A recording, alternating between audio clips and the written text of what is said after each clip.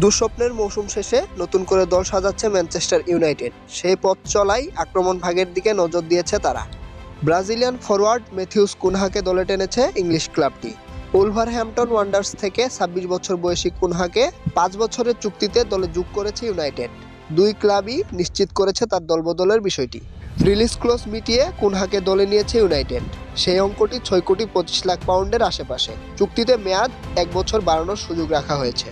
Atletico Madrid থেকে প্রথমে ধারে উলভারহ্যাম্পটনে যান কুনহা। পরে ২০২৩ সালে তাকে পাকাপাকিভাবে দলে টানে ইংলিশ ক্লাবটি। সব প্রতিযোগিতা মিলিয়ে দলটির হয়ে ৯২ ম্যাচ খেলে ৩৩টি গোল করেন তিনি। নামের পাশে অ্যাসিস্ট ১৫টি।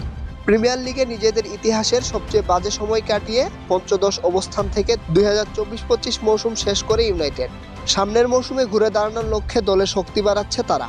গ্রীষ্মের প্রথম খেলোয়াড় হিসেবে কুনহাকে দলে টেনেছে ইউনাইটেড। মেডিকেলের কাজ শেষ করতে সপ্তাহান্তে ম্যানচেস্টারে ছিলেন তিনি। চুক্তির কাজ পুরোপুরি শেষ হবে কুনহার ভিসা অনুমোদন ও নিবন্ধনের প্রক্রিয়া সম্পন্ন হওয়ার পর। বিশ্বকাপ বাছাইয়ের ম্যাচ খেলতে ব্রাজিল দলের সঙ্গে যোগ দিতে সল্টফোর্ড ছেড়েছেন কুনহা। আগামী ৬ ও ১১ জুন ইকুয়েডর ও প্যারাগুয়ের বিপক্ষে খেলবে ৫ বারের বিশ্ব চ্যাম্পিয়নরা।